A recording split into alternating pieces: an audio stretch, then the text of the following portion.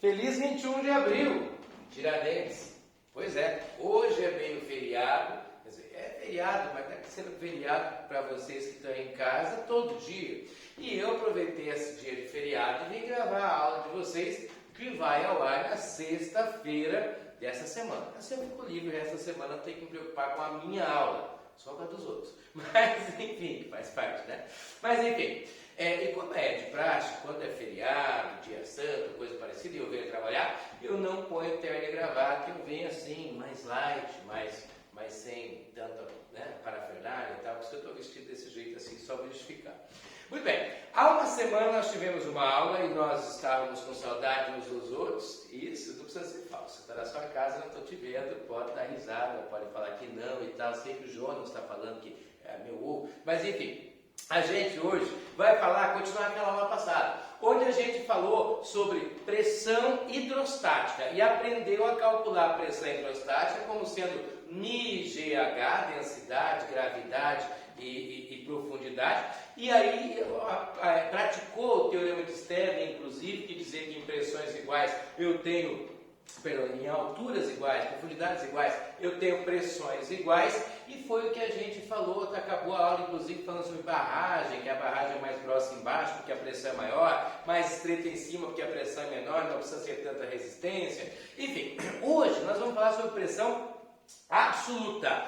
Qual a diferença? Na aula passada a gente falou sobre pressão hidrostática, a pressão que o líquido faz num fundo ou num ponto qualquer. Hoje nós vamos falar sobre a pressão absoluta. Ela tem a ver com a hidrostática, mas ela é um pouco mais, tudo bem? Um pouco mais. Eu vi o vídeo lá dos 300 do Thiago Ventura. Eu estou viciado naquele vídeo, eu tenho que parar de ver isso. Mas enfim, fala 300. Seguinte, lá no ponto A, debaixo aqui no fundo desse recipiente, você tem uma certa pressão. O que tem acima do ponto A? No ponto A você tem acima água, H2O. Logo depois, oil em inglês. Logo em cima, álcool, que deve ser álcool em inglês, eu não sei.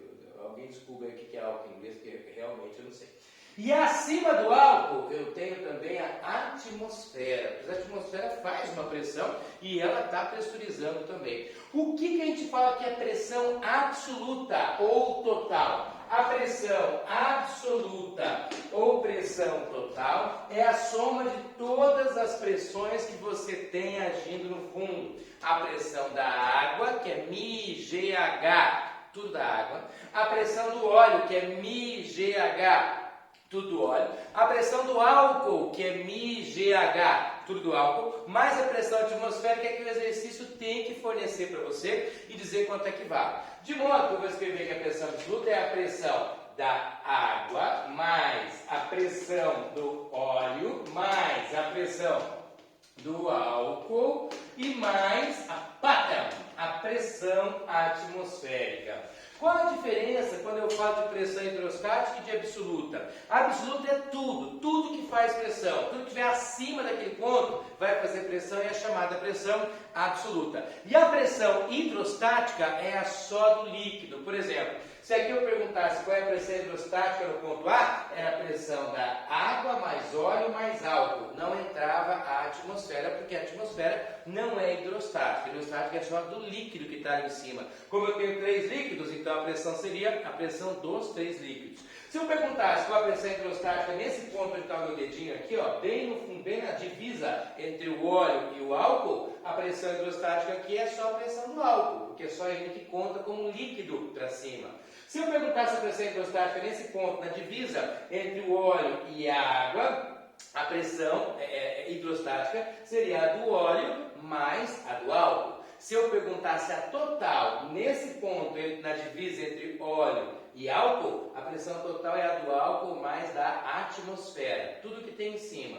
Se eu perguntasse a pressão total, bem nesse ponto, na divisa entre o óleo e a água, eu teria a pressão total como sendo a do óleo, mais a do álcool e mais a atmosfera. Tudo que tem acima desse ponto.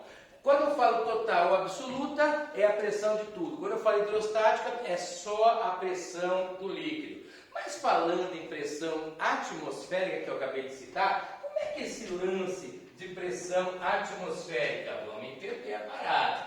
Pressão atmosférica. Em maneira em termos de teoria, eu vou te dar um exemplo que vai ficar bem claro, tá? Pressão atmosférica.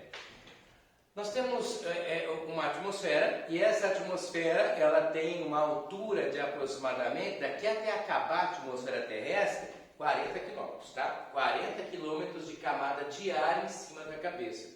Todos esses 40 quilômetros de ar em cima de nossas cabeças têm um peso.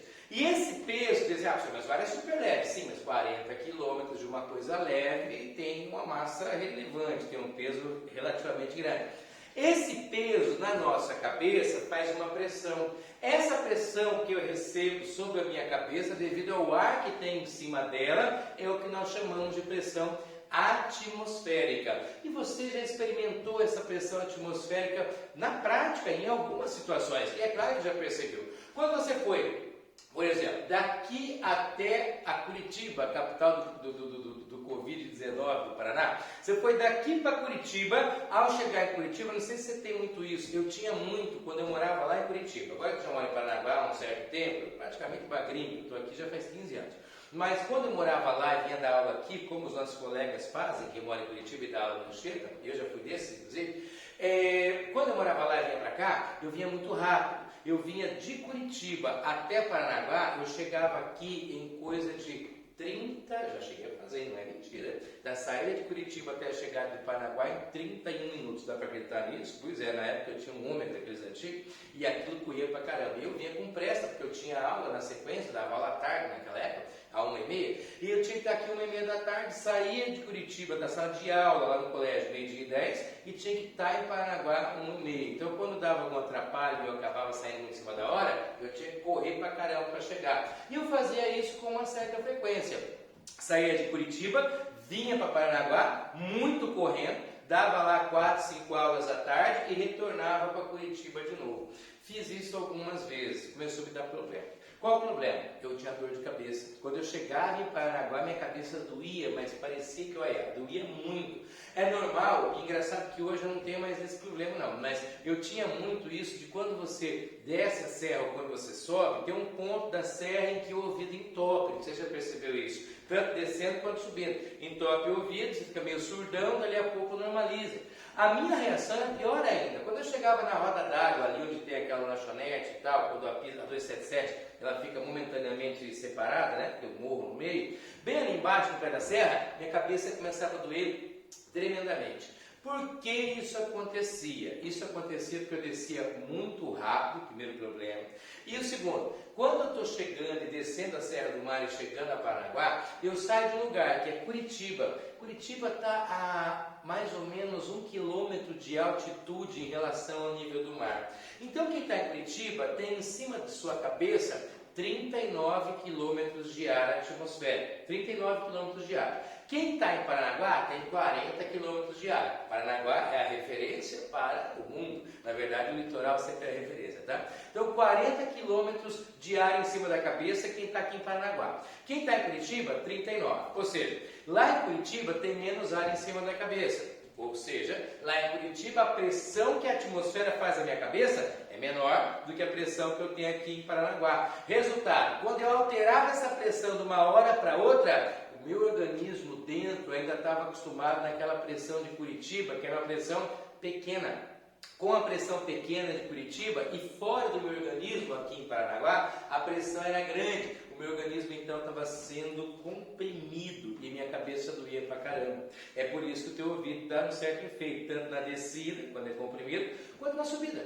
Quando você sobe a serra, você está num lugar de pressão grande, que é Paranaguá, e vai para um lugar de pressão pequena, que é Curitiba. Quando você sai de Paranaguá, pressão grande, e vai a Curitiba, pressão pequena, tem um momento em que teu ouvido parece que dá uma entupida, né? O que acontece? É o processo inverso. Aqui agora, você está em Paranaguá, teu organismo lá dentro, a pressão interna é igual aqui em Paranaguá. Quando você vai indo para Curitiba, você vai diminuir a pressão externa, fora de você. Em vez de você ser comprimido, você quer explodir. Na hora que você quer explodir, teu ouvido entope, entendeu? Aí você normaliza. Que jeito? Tem várias técnicas, como a Paranaguá sabe. Uma é fazer isso aqui, e daí expandir, né? E a outra técnica é só você respirar profundamente, porque daí isso vai normalizando. Claro, eu vou colocando ar atmosférico pressurizado, quando eu estou chegando em Paranaguá e normalizo, ou estou colocando ar atmosférico lá de Curitiba, menos pressurizado para dentro, trocando com o outro e deixando o meu organismo dentro igual fora, e é por isso que eu deixo de ter o problema de ouvido entupido. Eu tive um outro problema também, e que veio muito ao caso, de quando eu ia e voltava para Curitiba toda semana, que foi na pressão intraocular. O que aconteceu? Com essa mania minha de vir correndo e voltar correndo, porque eu voltava correndo à toa, já que fazer parte em Curitiba, mas eu tinha uma peça de chegar em casa. Mas enfim, como eu ia e voltava toda semana, começou a me dar um problema assim. Eu olhava para a parede, que eu estou olhando para você, e eu ficava vendo em zoom. Eu estava olhando e parecia que estava dando zoom, ficava longe, perto. Aquilo foi me incomodando. Eu falei, esse negócio não é normal, não, porque está um negócio meio de fantasma. E aí acabei indo até os oculistas, o médico de olhos, né? Fui até o oculista, o médico de olhos, e cheguei no oculista, o oculista falou, peraí, você pratica algum esporte submarino, você mergulha e tal, né? Porque eu bem gordinho, né? O cara olha pra mim, eu não faço essas coisas, não tenho esporte, mesmo só comer e dormir. Ele, tá, mas alguma coisa que mexa com variação de pressão e tal? Eu digo, não, nada. O que você faz? Eu falei, eu sou professor aqui em Curitiba e tal. Ah, só em Curitiba? Não, também em Paranaguá. Ele, e com que frequência você vai a Paranaguá? Eu falei, vou a Paranaguá, sei lá, uma vez por semana e tal. Ele, então, olha só, eu estou admitindo assim. Então, você não mexe com nada que varia a pressão? E eu, mexo? Daí ele, você é professor do quê? Eu, nada não. Claro, é casa de ferreiro e espírito de pau. Eu não tinha me ligado. O que acontecia comigo era o seguinte: eu estava variando muito rápido e toda semana a pressão externa e interna do organismo. E a pressão intraocular, a pressão de dentro do olho, não estava dando conta de se adaptar, estava ficando alterada e o meu olho estava querendo explodir quando eu estava em Curitiba. E por isso eu ficava vendo em zoom. Quando eu chegava em Paranaguá, normalizava. Ia para lá, ficava vendo em zoom. Não perigo tinha nenhum, só dar um derrame, estourar o olho, coisa assim. Foi o que o médico falou, perderia uma vista, mas aí eu seria avisado por uma e eu manter a outra. Ainda bem que eu resolvi logo essa parada, né? Mas enfim, essa variação de pressão, ela sempre é notada. Posso dar mais exemplos de variação de pressão e preciso dar. Por que está falando tanto de tantos exemplos práticos assim? O vestibular e o Enem vai perguntar para você justamente de coisas práticas como essas que eu estou te perguntando agora. Por exemplo, não sei se você já sabia disso ou já se tocou nisso. Quando você entra numa aeronave, dentro do avião, e voar para algum lugar e tal, olha que o avião está embaixo, ele tem um tamanho, um cilindro e tal, com asas, né? E aquele cilindrão tem um tamanho. Quando eu vou até altitudes muito grandes, a pressão que tem lá fora do avião não é igual à pressão que tem dentro. Se aqui daqui de Paranaguá para Curitiba já muda, imagina quando tiver 4 km de altura, 12 mil pés aí. Então veja, quando eu estou ali a uma distância a uma altura de 4 km, é claro que eu vou ter uma variação de pressão bem grande. Mas o avião, dentro, a gente fica relativamente confortável. O ambiente dentro do avião é pressurizado. Como o ambiente é relativamente, não é totalmente, mas é relativamente pressurizado, a pressão dentro do avião varia muito pouco. É igual aqui fora, aqui embaixo, no aeroporto, variando coisinha mínima, pouco, tipo 10%, nada demais. Varia pouco a pressão dentro do avião. O que vai rolar? Quando o avião está aqui, a pressão dentro é a pressão da atmosfera. Quando eu estou lá em cima, a pressão lá em cima é bem pequena. O avião então quer explodir. O que acontece com o avião? O avião, ele incha. Quando o avião tem altitudes maiores, ele fica mais inchado. E mais inchado por quê? Porque a pressão dentro é menor do que vai ficar maior do que a pressão fora, ele vai querer explodir. Inclusive existe um problema chamado fadiga que o pessoal tem que evitar, reapertando os rebites da fuselagem do avião, porque em todo pouso e decolagem há uma grande variação de pressão e a aeronave tem que lutar contra isso na sua fuselagem e precisa reapertar. Se não reapertar, pode acontecer de abrir a fuselagem em voo. E isso acontece. Uma vez aconteceu, eu cito esse exemplo porque é bacana de você contextualizar. O exemplo aconteceu assim: tinha um piloto da China Airlines, é real isso aí, tá? Esse caso aconteceu. O piloto, se quiser colocar depois, procura no YouTube, você vai estar no YouTube mesmo, depois é só sair e entrar ali. Acidente, piloto sugado para fora da China Airlines. Piloto sugado para fora, já vai aparecer para você o vídeo, tá? Mostra o seguinte: o piloto estava ali, pilotando, estava normal, e aí ele chegou a uma altura bem grande e de repente o para-brisa do avião, bem da frente do piloto, estourou. O que aconteceu? Ele sofreu fadiga nos ribites ali que prendem o para-brisa, e o para-brisa, por sofrer fadiga, ficou frouxo, ele acabou estourando. Estourando assim, arrancou mesmo, explodiu. Quando arrancou o para-brisa, o que aconteceu? Dentro da cabine da aeronave, pressão atmosférica, normal, para os pilotos ficarem bem e tal. Fora, pressão super baixa. O que aconteceu?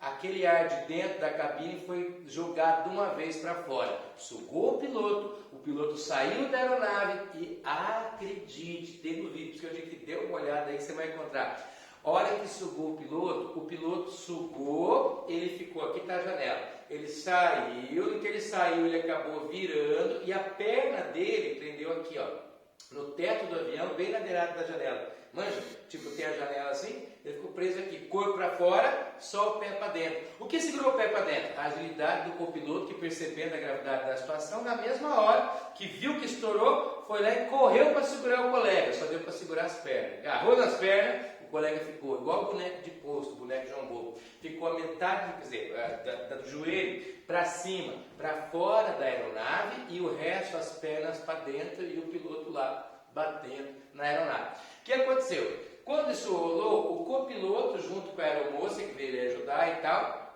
se ajeitaram, conseguiram permissão para pousar a aeronave e o piloto lá. Enquanto isso, o piloto lá fora.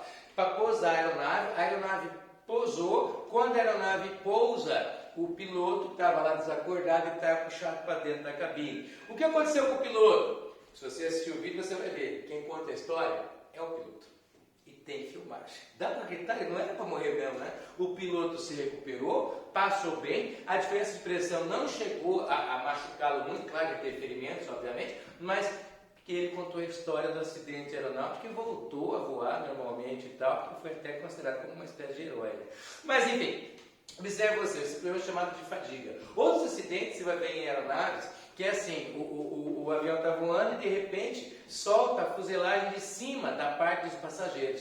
Aonde solta, a poltrona que está imediatamente abaixo é sugada pela descompressão explosiva, que é o nome que se dá a isso, é sugada pelo ar que tenta igualar as pressões e aí acaba viajando, indo embora os passageiros e poltronas saindo para o ar e caindo. E daí a pessoa morre, né? Você naturalmente vai morrer. Tem acidentes também relatados assim. Se tiver curiosidade, pega no YouTube e coloca acidentes aéreos por descompressão explosiva e você vai encontrar vários que vão relatar justamente tudo isso que eu estou contando para você, que eu assisti, inclusive, no Net Geo, alguma coisa da televisão aí que eu estava assistindo e vi e tudo mais, e achei bem bacana de colocar. Então, assim, isso acontece no avião, que é o caso de pressão grande dentro e pressão pequena fora. No submarino, é o contrário. O submarino, quando ele submerge e vai lá para o fundo, ele indo para o fundo, a pressão absoluta sobre ele é grande, que é a pressão da água, toda aquela água em cima, mais a atmosfera. E dentro do submarino, a pressão é normal, a pressão é igual à pressão atmosférica. Essa diferença de pressão tenta apertar o submarino, comprimir o submarino, e é por isso que o submarino não pode ir a qualquer profundidade. Tem submarino que pode ir até profundidades maiores e submarinos que podem ir até profundidades menores. Aí vai depender do reforço da fuselagem do submarino. O submarino não é uma coisa tão complexa quanto se parece, quanto se pensa. É uma máquina relativamente simples, tá? Que é difícil de fazer, mas é relativamente simples. Eu mesmo já tive a oportunidade de andar em um, agora recentemente, e ele foi até 50 metros de profundidade.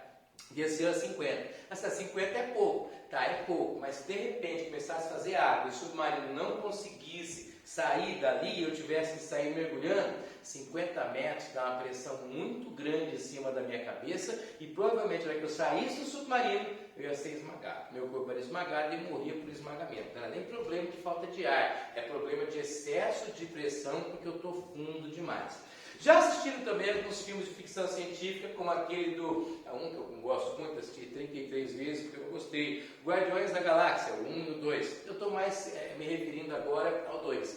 No Guardiões da Galáxia 2, você vai ter várias cenas em que eles saem para o espaço sideral. Sai para o espaço sideral e ao sair, inclusive, uma cena em que um deles sai para o espaço sideral e sem roupa nenhuma, tá? Sai para o espaço e tal, aí rapidinho o outro chega lá e resgata e a pessoa não morre. É no caso a menina lá do filme, não lembro o nome agora, que é salva pelo mocinho do filme. Veja, isso não seria possível, porque uma vez que eu saí da espaçonave, dentro da espaçonave, não é possível porque o filme é da Marvel, mas se não fosse, quando eu estou dentro da espaçonave, a espaçonave é pressurizada, tem a pressão igual na atmosfera para eu poder ficar confortável. Fora da espaçonave, lá no espaço sideral, não tem atmosfera nenhuma, não tem nada. Se não tem atmosfera nenhuma e não tem nada, então obviamente que a pressão é zero.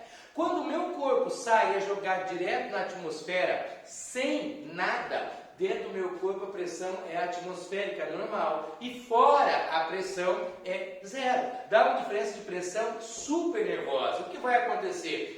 Tudo vai explodir. Os meus olhos vão querer sair das órbitas, o sangue vai sair por onde encontrar para sair, eu explodo. Eu vou morrer por falta de pressão. Eu não vou morrer por falta de ar, como muitos pensam. O espaço, inclusive, é terrível, porque eu morreria por falta de ar, vai faltar ar, falta de pressão e que leva muito frio. Temperatura no espaço sideral de menos 270 graus Celsius. Eu não aguento uma temperatura dessa sem traje especial para isso. Um astronauta aguenta, porque o traje dele é pressurizado, o traje dele é isolado termicamente, o traje dele tem oxigênio. Ele consegue respirar, ele não tem problema de frio e também não tem problema de zero pressão. Por isso que ele acaba não morrendo, né? Mas veja bem, como é que eu faço para eu calcular o valor dessa pressão atmosférica exatamente? Para saber quanto vale ela? E aí, para isso, eu já quero que vocês marquem aí. O professor falou que vai cobrar isso na prova. Que eu vou cobrar na prova de vocês essa experiência e vocês vão ter que me contar ela do jeitinho que eu estou contando para você. Claro que você não precisa falar com o português tão correto e nem com rico de detalhes, mas eu tenho que entender o que foi feito na experiência. Então, quando eu estudar para a prova, eu vou lembrar você na época da revisão, sabe-se lá quando é que vai ser essa revisão, mas na época da revisão eu vou lembrar você, lembra do vídeo, da aula que foi ao ar na sexta-feira, hoje é 21 e é terça, 21 terça, 22 quarta, 23 quinta, dia 24. Ih, número cabalístico, hein? Sexta-feira, 24 de abril, nós colocamos um vídeo no YouTube, estude lá, estude por ali, preste atenção que você vai ter que me contar essa experiência na prova. Essa experiência é a experiência de Torricelli. Como é que Torricelli descobriu a pressão atmosférica? Ele fez o seguinte, vou fazer um desenho aqui. Quero que você vá tentando imaginar o que é esse desenho aí. Opa. Vamos fazer assim, né? Aqui, assim. Isso. O que está aparecendo isso? Vamos lá. Assim. E agora? Ainda não? Tá, vou tentar arrumar então. E agora?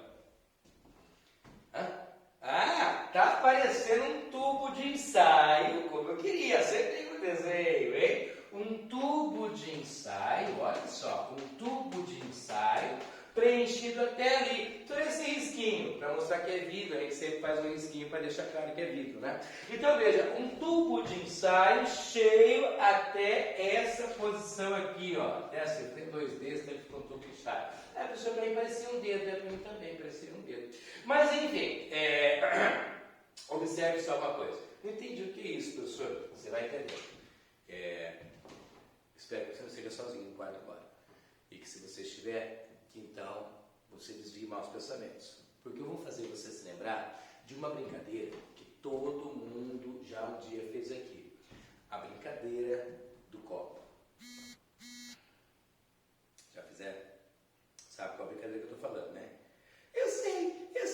Bota abecedário e bota 3 mãos, 5 dedos no copo e pergunta e fala com os espíritos. Não, gente, não é essa brincadeira que eu estou falando. A brincadeira do copo que eu estou falando não é tábua ouija, é outra brincadeira. A brincadeira do copo é a de você pegar o copo quando está lavando a louça, entope a pia, enche de água, ou está ali no tanque, enche o tanque de água e tal. Quando era criança, não ficava muito disso. Eu lembro que meu pai trabalhava na zona rural, ele mexia com boi, vaca, essas coisas, e com roupas tudo sujas de como é que fala? Como é que eu falo bosta para não ficar pejorativo?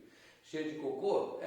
Não sei, enfim, cheio de fezes, né? De animais e tal. E aquilo era colocado na máquina de lavar. Aí lavava a roupa e não sei o quê. Eu não tinha piscina em casa. Então acontecia. Quando a mãe não estava olhando, aquilo lá, a máquina jogava água para fora. E não tinha como hoje encanamento para a máquina. a água ia dentro do tanque. O que eu fazia? Eu ia espertinho, eu ia brincar na piscina. O que eu fazia? Aquela água suja, com toda aquela coisa, aquela porcaria, então, eu entupia o tanque com um paninho, alguma coisa e tal, porque aquela porcaria aquele negócio de tampar o tanque sempre sobe. Então eu usava aquele paninho, enfiava ali e deixava ali mirado para cair água tudo dentro do tanque. Quando a máquina começava a tacar água para fora, a água era jogada dentro do tanque, o tanque enchia, virava uma piscininha com aquela aguinha toda suja de porcaria. E por isso que eu não pego gripe, não pego nada, porque eu tenho anticorpos que foram criados, né? Criei anticorpos com tanta resistência que eu fui criando com os anos. Mas enfim, entrava naquela água, daí brincava, mergulhava, aí acabava me afogando, tomava um pouco de água, enfim. E aí ficava chato, como toda piscina, e eu começava a brincar com um copo. Como assim com um copo? Você fazia com um copo, professor? A respeito ao responder essa pergunta. Eu pegava o copo e eu emborcava ele na água, assim, enchia de água, virava de ponta cabeça e ia subindo o copo. Já fizeram isso? Você vai subindo o copo e você percebe, você nunca fez, faz hoje, faz na pia da sua casa. Pega o copo, coloca, enche com água, vira ele assim de lado, ele vai encher de água, né? Vira de ponta cabeça e vai subindo. Você vai notar que o copo vai subindo e a água fica presa dentro do copo. A água fica totalmente presa dentro do copo e não cai, até que todo o copo saia da água. Quando o copo sai inteiro da água, a água cai de uma vez. Os antigos diziam que isso acontecia porque a água, é uma maneira meio gay, inclusive, de explicar. É porque a água tinha horror ao vácuo. Que estranho, né? Mas enfim, a água não sai do copo por causa do teorema de Stern. Veja bem, para você entender como é que funciona. Se eu, veja se eu consigo entender. Eu pego, encho um copo 10 centímetros com água, elevo até aqui, não cai água, já? Eu pego um copo com 30 centímetros de comprimento, um copão da Oktoberfest, por exemplo, encho de água, viro de ponta cabeça, subo 30 centímetros de água e não cai nada. Pô, eu vou pegar um copo de 1 metro. Eu pego um copo de 1 metro, um copacho, aquele do shopping metro, tal, de 1 metro, encho d'água, viro de ponta cabeça e subo, 1 metro cheio d'água e não cai nada. Só cai quando eu tiro o copo todo de dentro da água. Bom, vou tentar fazer uma experiência diferente. Aí eu vou fazer o que o Torricelli fez. Torricelli vai fazer o seguinte: viu que com água não dá certo? Ele pegou um negócio mais pesado que água, um líquido mais pesado que água, e usou o mercúrio. Se eu pegar e encher de mercúrio uma tina como essa daqui, colocar um copo de vidro, né, e emborcar o copo, virar de ponta cabeça e for subindo, eu subo. Se eu usar um copo de 1 metro, eu vou notar que quando eu subo meio metro, tem mercúrio até o talo, não cai nada. 60 centímetros tem mercúrio até o talo, não cai nada. 70 centímetros tem mercúrio até o talo, não cai nada. 75 centímetros tem mercúrio até o talo e não cai nada. Não vai acabar nunca, mas meu copo tem 1 metro, né? Quando tem 76 centímetros, tem mercúrio até o talo, não cai nada. Quando eu chego na altura de 77 centímetros, fica 76 centímetros cheio de mercúrio e a cabecinha de 1 centímetro do copo vazia, com vácuo. Se eu subir 80 centímetros, fica 4 centímetros vazio e 76 cheio de mercúrio. Se eu subir 90 centímetros, fica então 14 centímetros vazios e 76 cheio de mercúrio. Se eu subir o copo inteiro 1 metro, fica 24 centímetros vazios e 76 centímetros de mercúrio. Quer dizer que o mercúrio chega numa altura máxima de 76 centímetros. O mercúrio chega a 76, é a máxima altura. E a experiência que está demonstrada aqui é essa, ó. Daqui até aqui, essa altura do mercúrio, da superfície livre até ali, é 76 centímetros. Do que eu falei? Mercúrio, né? 76 centímetros de mercúrio. Aí Torricelli percebe uma coisa. Segundo Stern, que Stern já falava isso, no ponto A, lá fora, e no ponto B, lá dentro, sim, eu falei dentro, é verdade. No ponto A, lá fora, e no ponto B, lá dentro, as pressões são iguais, porque segundo Stern, mesma profundidade, mesma pressão, é o que nos levou àquele paradoxo da hidrostática que nós vimos na aula passada, aquele que tinha um pote assim, um pote assim, um pote assim, e as pressões eram iguais às três, né? Tudo depende só da profundidade. A pressão em A é igual a pressão em B. Tá, se a pressão em A é igual a pressão em B, eu posso escrever que a pressão em A é igual a pressão em B. Sim, você falou isso, exato. Só que quem que está fazendo a pressão aqui no ar? Só o ar, a atmosfera. A pressão no ponto A é a pressão atmosférica. A pressão no ponto B, lá dentro, é a pressão feita por quanto de mercúrio mesmo? 76 centímetros, né? Então, a pressão atmosférica equivale a 76 centímetros de mercúrio. Há uma coluna líquida de 76 centímetros de mercúrio. Pressão atmosférica é a mesma coisa que a pressão de 76 centímetros de Hg, de mercúrio, tá? Ah, professor, entendi. Então é uma comparação exata. Quando você for explicar na tua prova o que aconteceu, você vai dizer: Torricelli utilizou um tubo de ensaio e percebeu que a altura máxima atingida pelo mercúrio nesse tubo era de 76 centímetros. Comparou a pressão de dentro do mercúrio com a pressão de fora da atmosfera e chegou à conclusão que a pressão atmosférica equivale à pressão de uma coluna de 76 centímetros de mercúrio. Ou seja, isso é uma comparação. Tá? Apenas uma comparação. É assim que ele chega nisso. E ele acha outras correspondências. Quais outras correspondências? Vamos lá. O Torricelli, ele percebe o seguinte. Ele percebe assim. Dá para calcular isso. Quanto que dá essa pressão? Que jeito? A pressão atmosférica é igual à pressão de 76 centímetros de mercúrio, né? Vou colocar a pressão do Hg, que é igual à fórmula da pressão hidrostática. Para calcular a pressão do mercúrio é μgh, certo? Você tem que saber que a densidade do mercúrio é 13.600, será dado. A gravidade é 9,8 e a altura é 76 centímetros, a gente comprovou na experiência de Torricelli. Então você vai ter uma densidade de 13.600 kg por metro cúbico, que é do mercúrio, uma gravidade de 9,8 metros por segundo ao quadrado, gravidade terrestre, e uma altura de 0,76 metros, 76 centímetros, 0,76 metros. E fazendo essa conta, você vai encontrar uma pressão atmosférica de aproximadamente 101 mil newton por metro quadrado, ou Pascal. É muito usado Pascal. Tá? É a mesma coisa, é o batismo, né? Newton por metro quadrado e Pascal é tudo muito olhando. Isso aí nós vamos dizer, então, basicamente, que a pressão da atmosfera será aproximadamente, mais aproximada ainda, 100 mil Pascal, 100 mil newton por metro quadrado, que é a mesma coisa que Pascal, que é 10 a quinta Pascal. 10 a quinta Pascal, ou newton por metro quadrado, são equivalentes às unidades, tá? Então a pressão de uma atmosfera equivale a 100 mil newtons por metro quadrado, ou 76 centímetros de mercúrio, ou 760 milímetros de mercúrio, porque cada centímetro tem 10 milímetros, então é 76 centímetros ou 760 milímetros. E outro detalhe, a gente pode comparar isso com água. Como assim com água? Se fosse água, qual era a altura que eu teria encontrado? Porque eu tentei com água e não deu certo, lembra que eu contei? Com água não dá, com mercúrio dá. Se fosse água, qual a altura que eu teria encontrado? Então veja bem, como é que eu descubro isso? Eu pego a equação da pressão hidrostática, pressão igual a, vamos fazer, para água. Se fosse água. Pressão hidrostática é igual a μgh. A pressão da água seria essa aqui. Tem que dar esse valor para dar certa a experiência, né? Que é 10 aqui. Beleza. A densidade da água é 1000 kg por metro cúbico, 1000 kg por metro cúbico, 1000 densidade de 1000.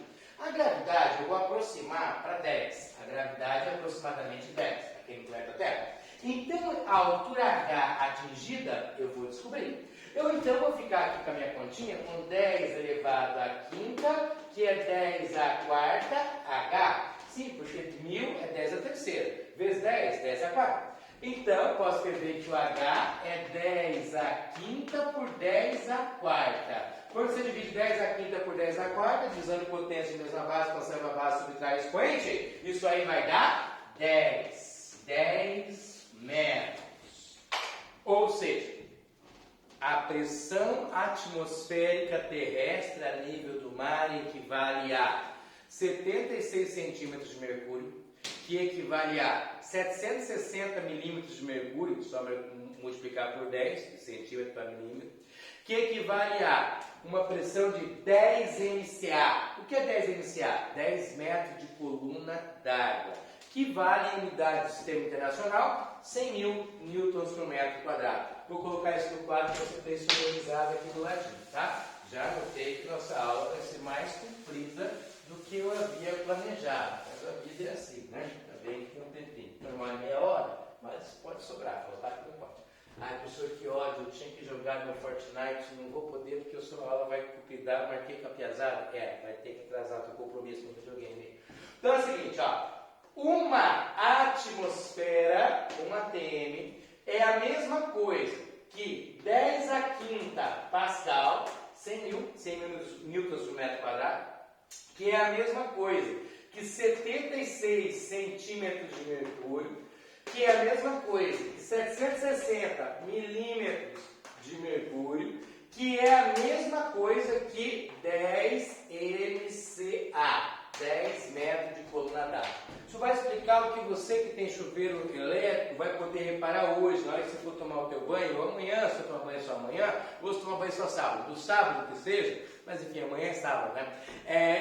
Você vai poder notar que lá atrás do chuveiro tem vários númerozinhos. E um deles é pressão mínima, 2 MCA. O que é aquilo? 2 metros de coluna d'água. Equivale a 20% da pressão atmosférica. A pressão atmosférica é 10 MCA. Então, deixa eu ver se eu entendi. Se eu mergulhar a 30 metros, a pressão em cima da minha cabeça vai ser de 3 atmosferas. Sim, a pressão da água na sua cabeça vai ser 3 atmosferas. Se eu mergulhar 10 metros, a pressão que a água faz na minha cabeça é igual à pressão de 1 atmosfera? Sim, 1 atmosfera. Se eu mergulhar 50 metros, a pressão que é feita sobre minha cabeça, então, é equivalente a 5 atmosferas? Exato, 5 atmosferas. Então, se eu mergulhar a 60 metros, a pressão total feita sobre a minha cabeça vai ser de 6 atmosferas? Não, 7 atmosferas. Por quê? 60 metros dá uma pressão feita pela água de 6 atmosferas. Mas, quando eu falo de pressão total, tem a água mais a própria atmosfera. Então, se eu mergulho a 60 metros, tenho 6 atm da água mais 1 atm da própria atmosfera, dá 7 atmosferas. Se eu mergulhar a 30 metros, a pressão que a água faz é 3 atm. A pressão total na minha cabeça é 4. Tem que pegar os 3 da água mais 1 da atmosfera. Se eu mergulhar 10 metros, a pressão feita pela água sobre mim é 1 atm. E a pressão total, 2. Tem que lembrar do 1 atm da própria atmosfera. Sempre, tá? Agora, esse exercício eu já vi cair, inclusive, na Unesp, em São Paulo, ou na USP, não me recordo. Eu sei que é em São Paulo, tá? E o vestibular dizia assim, uma questão dizia o seguinte... falava de fossas abissais, que são regiões muito profundas no oceano e tal, e ele dizia que tinha uma fossa abissal de 50 metros de profundidade no oceano e uma outra fossa de 100 metros de profundidade, uma de 50 e a outra de 100. É correto dizer que a pressão feita no fundo lá dos 100 metros é o dobro da pressão feita no fundo dos 50 metros? Não, não é. A pressão feita no fundo de 100 metros dá 10 atmosferas mais a atmosfera, 11 atms. 50 metros dá 5 atmosferas mais a atmosfera, 6 atm. E 11 não é o dobro de 6, então está errado. Aí você levar em consideração a atmosfera na soma, e daí 100 metros não dá o dobro de pressão de 50 metros. Mas se ele tivesse dito que a pressão hidrostática no fundo da fossa de 100 metros é o dobro do que na de 50, é verdade, porque daí sim, 100 metros tem uma pressão de 10 atmosferas e 50 metros dá 5. Quando ele fala de pressão hidrostática, é só o líquido que é levado em conta. Quando ele fala total, tem que somar. Daí no somar, aí não dá a relação do dobro. Já? Nós vamos pegar agora, gente, e praticar na apostila de vocês alguns testículos. Na verdade, eu tenho tempo para fazer com vocês um testículo ou dois, mas eu creio que basta que o assunto está no mesmo do passado, tá? Mas, cara, vou ver o exercício número, deixa eu ver se eu acho aqui fácil, deixa eu ver.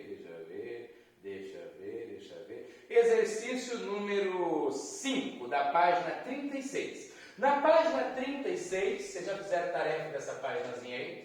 Página 36, nós vamos falar... eu não tinha posto para a página da aula, né? Pois é, era a continuidade do que a gente estava. A página da aula, não tinha ninguém para me perguntar aqui.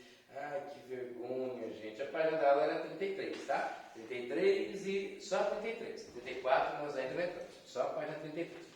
Então assim, a página da aula, vou colocar aqui no ladinho, tá? A página da aula era 33, apesar que não precisa, a explicação dele inteira. E a página 36 eu vou fazer o exercício número 5 agora. O teste número 5 da página 36, ele diz o seguinte, teste 5. Uma câmera fotográfica pode ser utilizada para realizar fotografias subaquáticas, desde que ao nível do mar o mergulhador não ultrapasse uma profundidade de 25 metros. Eu não posso ir mais fundo que 25 metros. Considerando a aceleração da gravidade igual a 10 e a densidade da água igual a 1000, determine a pressão máxima que a câmara suporta. Considere a pressão atmosférica 101.000 Newton por metro quadrado. Então assim, ó, vamos fazer em linhas gerais. Vamos imaginar, ele falou que a massa, que a profundidade aí é de 25 metros. Falou para considerar a pressão atmosférica igual a 101.000 newtons por metro quadrado ou pascal. Não sei qual dos dois ele usou newton por metro quadrado mesmo. Tá. E aí é o seguinte, eu quero saber qual é a pressão total lá no fundo. Para saber a pressão total lá no fundo, eu vou fazer de um jeito agora que é de conta e vou explicar o jeito de prever essa conta, tá?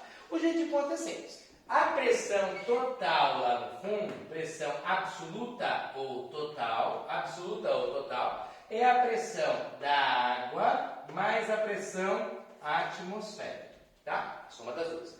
A pressão total ou absoluta feita no fundo é a pressão da água, μgh, a fórmula da pressão, μgh, mais a pressão atmosférica que ele já me deu ali, que vale, me permitam escrever assim, 1,01 vezes 10 a quinta, pode ser? 101.000 é 1,01 vezes 10 a quinta. Os outros três zeros, não precisa, tá? Eles são zeros que só tem a ver com o logaritmo significativo e não importa para nós aqui.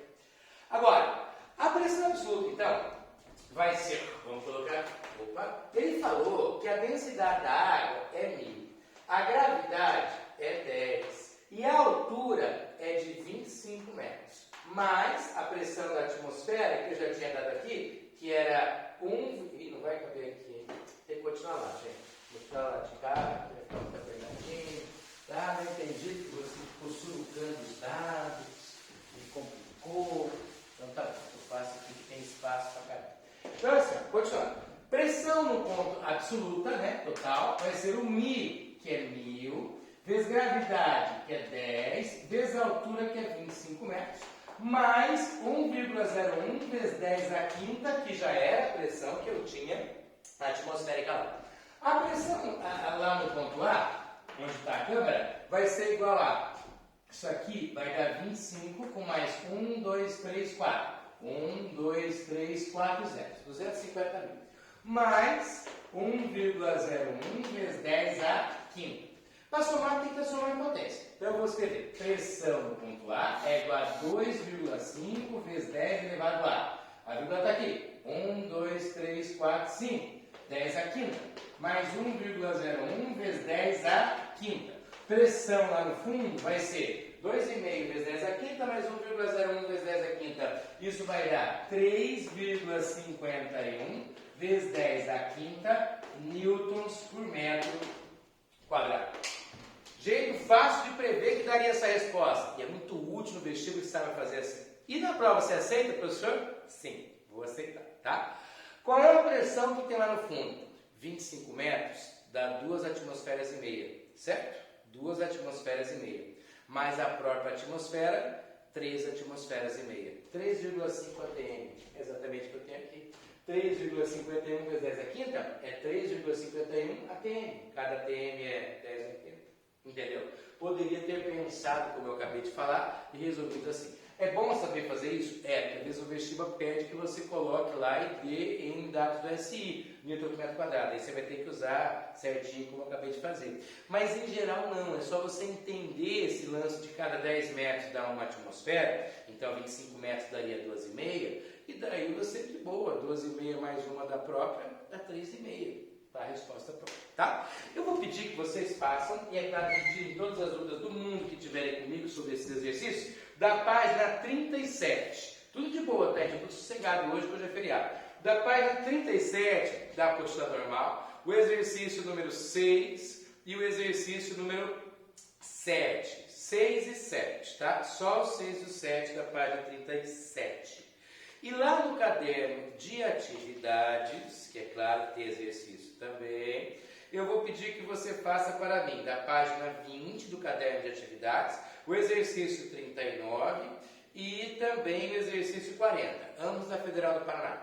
Caderno de atividades, o 39 e o 40, tá? E lá na apostila normal, da página 37, o exercício 6 e o exercício 7. Todos no caderno, datados, apenas resolução, não precisa copiar o enunciado, mas no caderno de vocês, para que contabilize a frequência de vocês nessa aula de hoje. Espero que tenham conseguido entender. Todas as dúvidas que vocês eventualmente tiverem, podem perguntar no grupo lá do Zap Zap, tá? Que eu respondo prontamente. Eu já respondi na semana passada, gostei que o pessoal teve dúvida e perguntou e tal. Pode colocar lá na descrição do vídeo a pergunta. A Pédia já alerta para mim na hora, eu também respondo. Mas no grupo do WhatsApp é mais fácil, que eu posso mandar áudio e tal. É mais fácil eu responder para você, tá bom? Eu ajudo inclusive nas tarefas se precisar. Beijo, me liga e boa sexta-feira, final de sexta-feira para vocês. Até mais. Tchau.